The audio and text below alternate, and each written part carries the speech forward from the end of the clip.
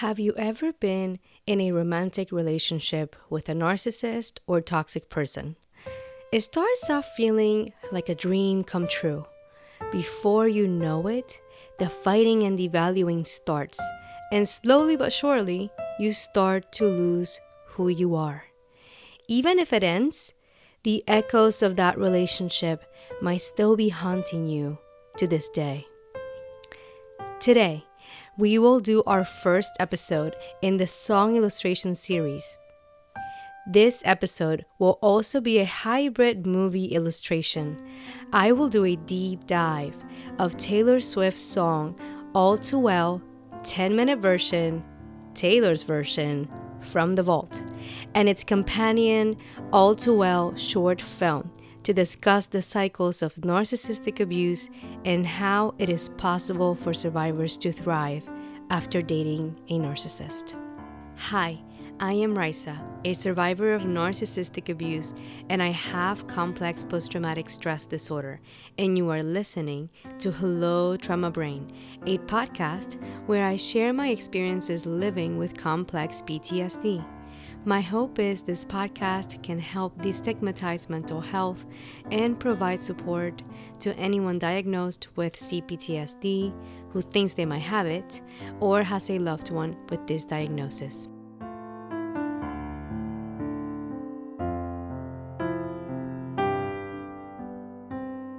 Quick reminder, I am not a licensed psychologist or mental health care professional, and this podcast is not meant to replace nor substitute the care of psychologists, other mental or medical health care professionals. If you think you might have complex PTSD or PTSD, please reach out to your primary care or mental health care provider.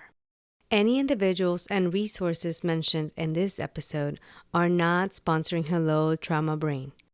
This episode may reference trauma or abuse, and listener discretion is advised.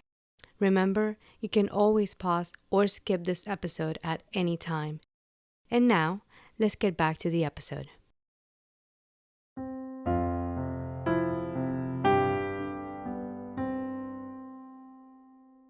Hello, dear survivors, and welcome to this episode of Hello Trauma Brain. Thank you for joining me today.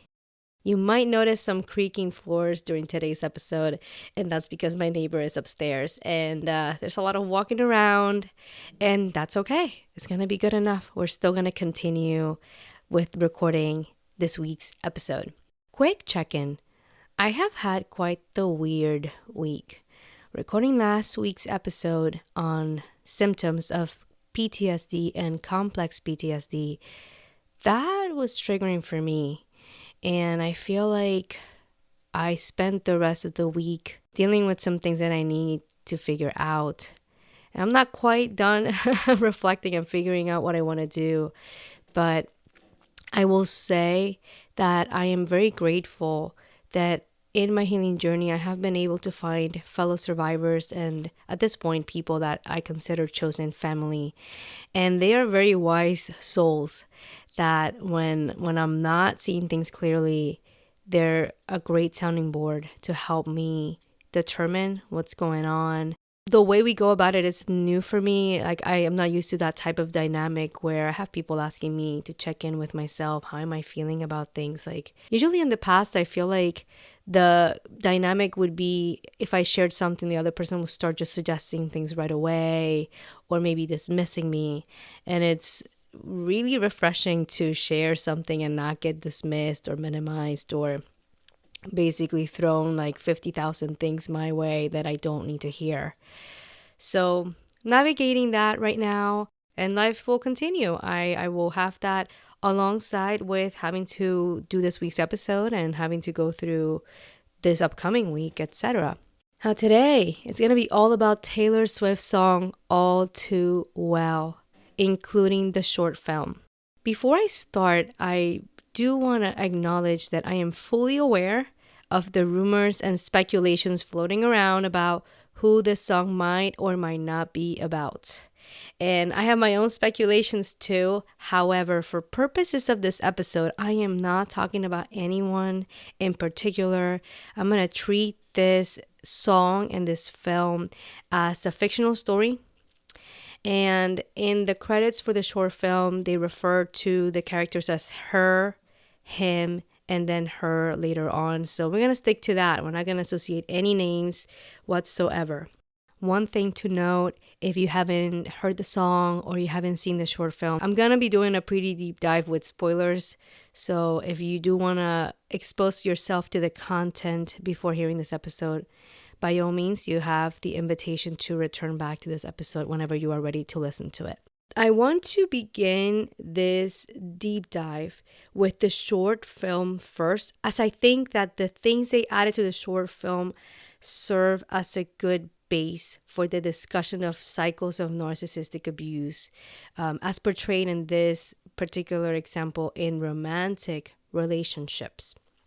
Also, I want to make an acknowledgement in this song in the film. We have a heterosexual portrayal. I want to take a moment to recognize that this can happen to any genders. I feel like narcissistic abuse doesn't discriminate who you are, what you are, how do you identify, and who you are dating.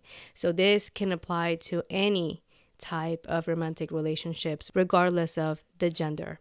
So if you're ready, hold on to your seats or whatever you have around you, and let's dive in.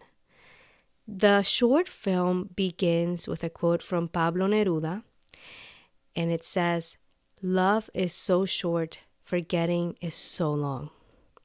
And if you have been in a narcissistic relationship, I feel like that quote sparks a particular nerve. It hits deep for me, at least. Now, this quote is followed by the opening scene. So before we even get into the song itself, there is a scene where him and her are together in bed, and she tells him, it's like, I think I made you up. Like, she can't believe this person is real, the person that she's with. And I feel like that is the beginning of the trauma bond, that super high, to the point where the other person, it almost seems like they're not even human or real, or this is actually happening. It feels so magical that you must be dreaming in a way. You kind of have to pinch yourself, like, is this person in front of me, type of thing. And usually those really extreme highs are followed by extreme lows, as we will see portrayed in the short film.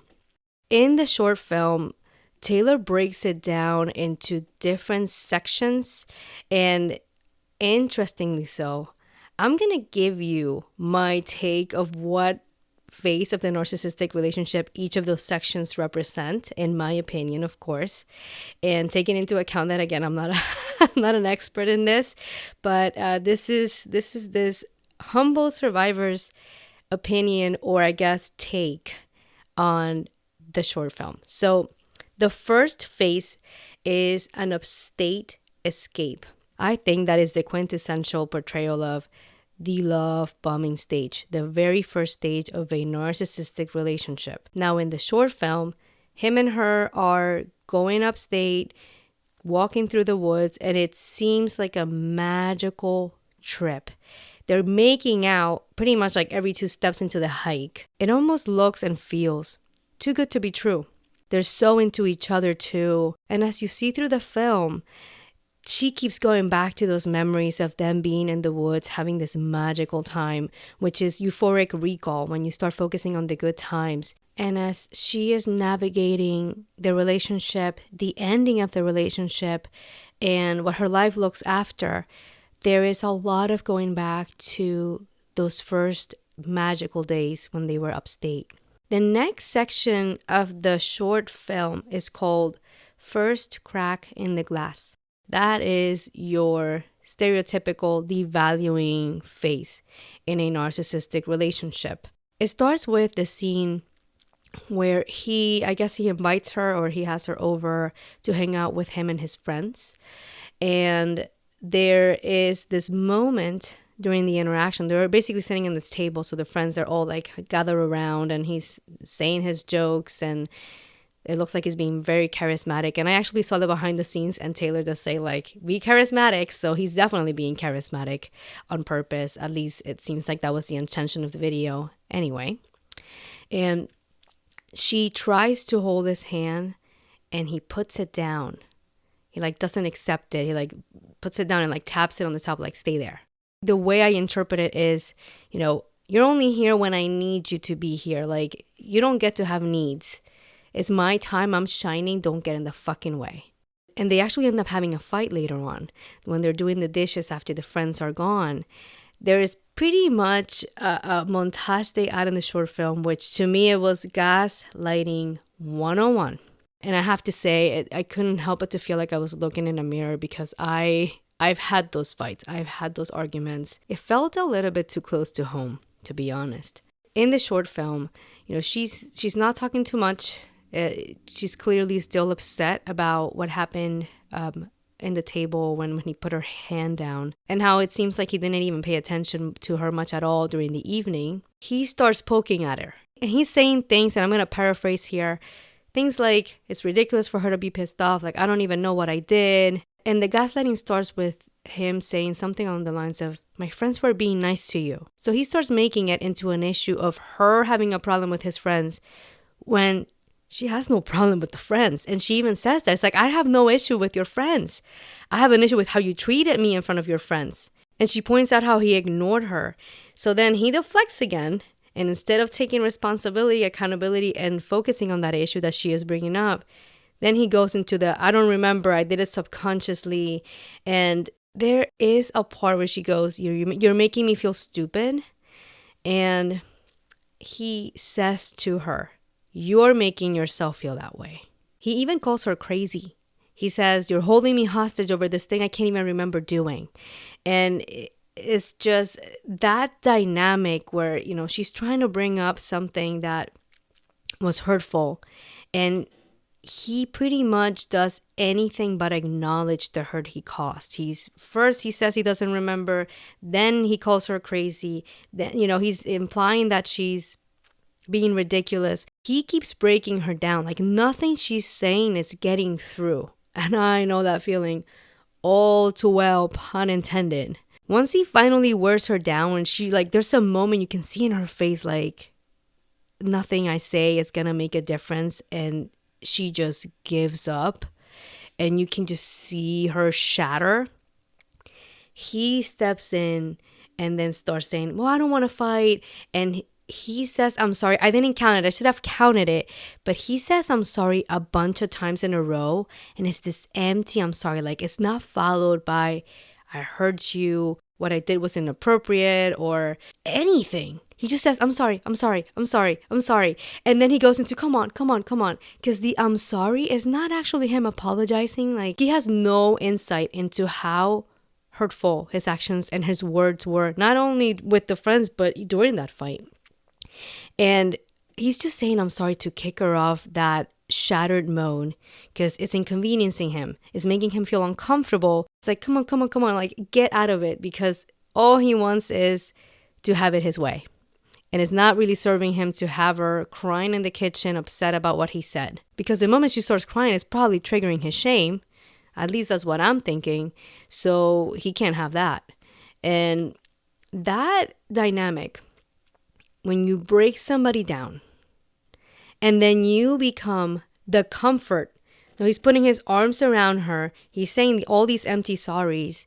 And he is the one who is soothing and helping her get through the upset. That's trauma bond in a fucking nutshell, yo. That I'm going to be the one who hurts you, but I'm also going to be the one who rescues you and who makes you feel better.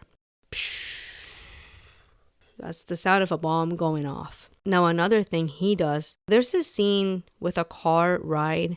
So basically, he throws the keys on the floor for her to get back into the car. And he's having a full-blown narcissistic rage episode on the phone. Like, he looks really ragey and dysregulated. And you see this poor girl just like looking at him like, what in the heck is going on? It's painful. And that's part of that devaluing stage. Like, you're getting gaslit, they're starting to show the cracks, and they're starting to show the rage and all that magical stuff, that happened in the woods. It's almost like becoming this like foggy memory of something that happened that probably is never going to happen ever again. The short film continues into the next phase, which is the breaking point.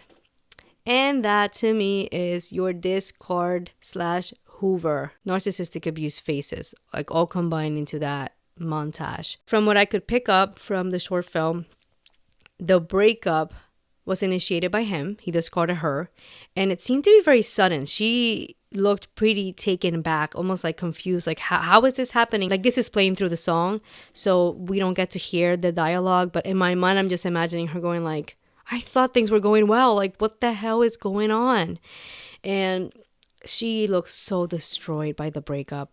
At one point there's a scene where she's crying, and by crying I mean like sobbing, destroyed, crying in bed, and he tries to call her, and that to me is like, there's the Hoover, it never fails. And as she is navigating the breakup, she goes to her 21st birthday on her own without him, still missing him, still wanting for him to be a part of that special day, but nothing, right? And one thing that starts happening during that breaking point scene is she starts writing. So that to me is like that representation of starting to heal. It's very slow. She's still crying in the middle of all this writing, but she is using that tool to begin turning something so ugly and so painful into something that can serve her and other people, that can benefit from her writing her story. The next scene in the short film is called The Reeling. And to me, that is a representation of healing after narcissistic abuse and even thriving after narcissistic abuse. In this montage, we see her loss of identity. There are these lyrics that are playing in this saying the time won't move on. And it looks like that toxic heartbreak. It's like this intense breakup. And it really hurts more than your usual breakup. At this point, we fast forward to many years later, and she is reading the book she wrote called All Too Well about what happened. And you actually see him outside of the bookstore wearing a scarf, of course, looking at her. And when I saw the behind the scenes, Taylor talks about how, when you're looking at her later on, she's still not the same person that we met. She's different. She's changed. And that's the thing with these relationships. You don't go back to how you were at the beginning. You evolve. You turn into a new person. And to me, that writing the book, that being able to share with other people what happened and have them relate and have that shared healing experience, and turning something that was so painful into something that can serve her in some way, and not from a framework of, oh, it's good that happened to her. But at this point, what happened. Like, you can't turn it back and erase it, giving it a new meaning so you can start thriving in your life. That's such an important part of the healing process. And to me, that scene when you see her in the bookstore sharing her story is like, she's thriving. She is thriving. I do want to acknowledge that there might be some of you listening who are still in a relationship with a narcissist. And I want to acknowledge you, because if you are still in contact with the narcissist or in relationship with them for whatever reason, I want you to know you can still heal, you can still thrive and learn to manage expectations, set boundaries, protect yourself. It's not easy. And I am only focusing on this dynamic of, healing after leaving, because that's portrayed in this particular example. But if you are still in relationship with them, I completely get it. No judgment here. These relationships are so fucking complicated. It really isn't simple at all. And I want to take a moment to say, you are not helpless if you're still in relationship with them. The last thing I want to point out about this short film is a montage of the remembering. And that is when we see the replaying of those beautiful moments they had, the making out in the woods, the times they were dancing in the kitchen, like all these beautiful moments they had. And that goes back to that euphoric recall. And that's the thing with these relationships. Sometimes they might still echo for years and years on end. And that doesn't mean that you're not over it. It doesn't mean you cannot heal or thrive. It just means that it meant something to you. You actually cared about them. And you set deep roots. And I don't want you to feel shame for that. Being able to love deeply is a beautiful quality. And though a narcissist can take advantage of that, I wouldn't argue that that's something that's wrong with you. If anything, it speaks about them.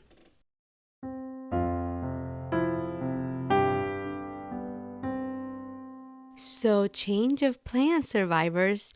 This episode turned out a lot longer than the usual. So, I have decided to split it into two parts. Part one being what you have heard so far, which is the discussion on the movie or short film. So, next week, I will release part two, where I will continue this discussion, but focusing on the lyrics of All Too Well. So, I invite you to join me then for part two. And no worries, we are still doing a healing invitation this week, so stay exactly where you are.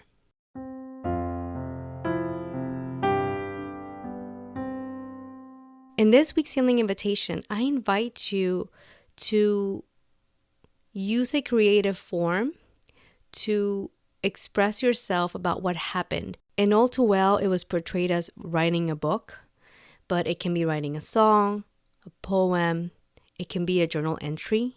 It could be dancing, putting a song that you love and dancing and just expressing the feelings that you're having come up when you think about that relationship. Or if you have a particular relationship that it's challenging for you right now, like what comes out when you think about it? And I invite you to see if you can find a creative form of expressing those feelings.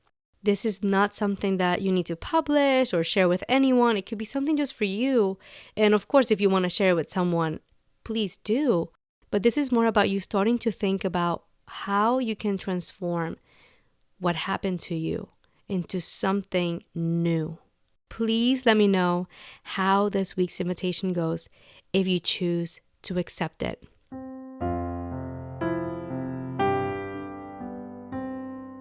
Before we wrap up this episode, all music and production is courtesy of yours truly. Also, I want to share a few ways you can support this podcast. You can subscribe and leave a 5-star review on Apple Podcasts, Spotify, Google Podcasts, or the platform you are using to listen. Share this episode with anyone you think can benefit from this content. Follow Hello Trauma Brain on Instagram. Subscribe to the Hello Trauma Brain YouTube channel and hit the notification bell to be the first to know when I post a new episode. And you can make a donation by getting me a coffee through the official bio site. No worries, all links will be provided in the show notes.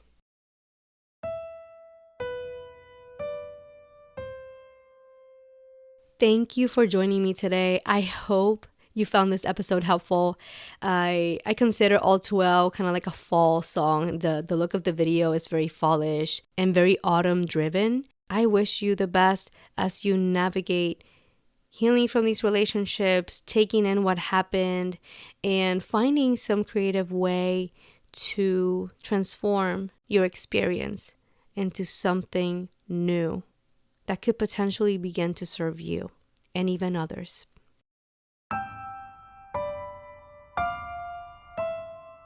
It is time for our farewell affirmations. You are welcome to repeat after me. I am enough. I am lovable. And I deserve to heal. I wish you a gentle week, and thank you for listening.